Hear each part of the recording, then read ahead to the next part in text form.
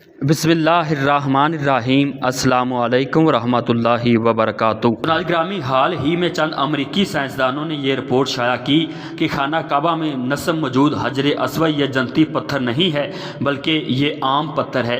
بعد ازاں اسی عنوان کے مطابق سعودی شہزادے محمد بن سلیمان کو خط لکھا گیا جس میں یہ الفاظ درج تھے کہ اگر تم حجر اسود کو جنتی پتھر کہتے ہو تو ہمیں اجازت دیجیے تاکہ ہم اس پتھر پر اپنی تحقیق کریں اور دنیا کو اس کی حقیقت سے آگاہ کریں۔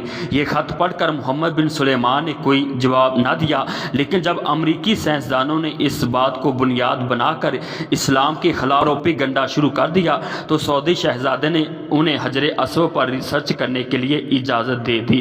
بعد میں امریکی سائنسدانوں نے اپنی ٹیم سے 2 قابل سائنسدانوں کو جدید مشینری اور آلات دے کر سعودی عرب کی طرف روانہ کر دیا۔ جب یہ امریکی سائنسدان خانہ کعبہ پہنچے تو وہاں پر موجود لوگوں نے امریکیوں کو دیکھ کر کہا کہ کیا بلا کوئی غیر مسلم بھی خانہ کعبہ میں آ سکتا ہے؟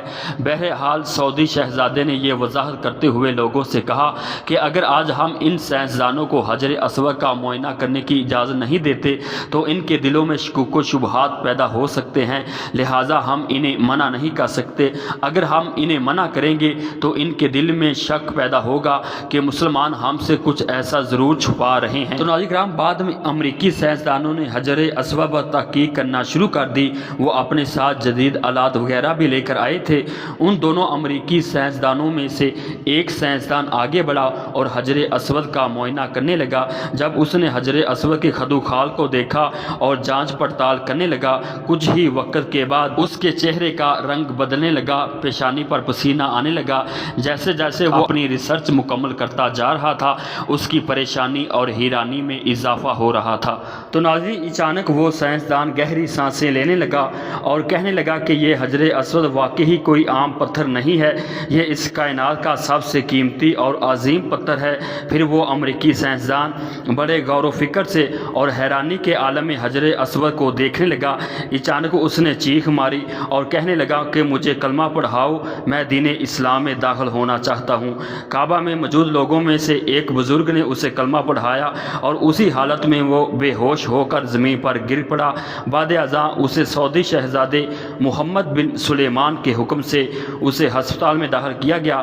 2 ہفتے گزرنے کے بعد جب وہ ہوش میں آیا تو اس نے کہا کہ جب میں حجر اسود پر تحقیق کر رہا تھا کہ مجھے ایسا لگ رہا تھا کہ میں اس دنیا میں نہیں بلکہ کسی اور دنیا میں ہوں۔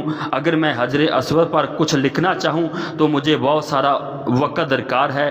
بعد میں اس نے امریکہ میں موجود اپنے دوستوں کو خط لکھا کہ الحمدللہ کہ میں مسلمان ہو چکا ہوں۔ جس حجر اسود کو جھوٹا ثابت کرنے کے لیے مجھے بھیجا گیا تھا وہ پتھر کوئی عام پتھر نہیں ہے بلکہ اس کائنات کا سب سے عظیم، قیمتی اور جنتی پتھر ہے جسے اللہ تعالیٰ عز و جل نے آسمان سے اتارا ہے۔ تو ناظرین قدر، حجر اسود عربی زبان کے 2 الفاظ کا مجموعہ ہے۔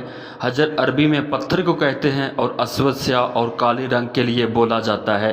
حجر اسود وہ سیاہ پتھر ہے جو کہ کعبہ کے جنوب مشرقی دیوار میں نصب ہے۔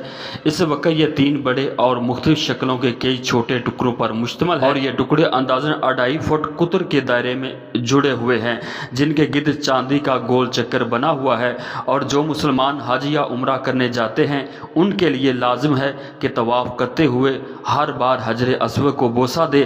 اگر ہجوم زیادہ ہو تو ہاتھ کے اشارے سے بھی بوسہ دیا جا سکتا ہے۔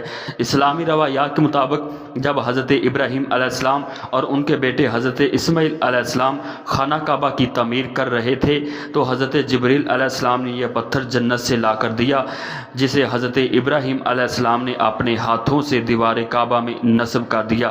606 عیسوی میں جب نبی پاک صلی اللہ علیہ وآلہ وسلم کی عمر مبارک 35 سال تھی، اس وقت سیلاب نے کعبہ کی عمارت کو سخت نقصان پہنچایا تھا اور قبیلہ قریش نے اس کی دوبارہ تعمیر کی، لیکن جب حجر اسود رکھنے کا مسئلہ آیا تو قبائل میں جھگڑا ہو گیا۔ ہر قبیلے کی یہ خواہش تھی کہ یہ سعادت اسے نصیب ہو۔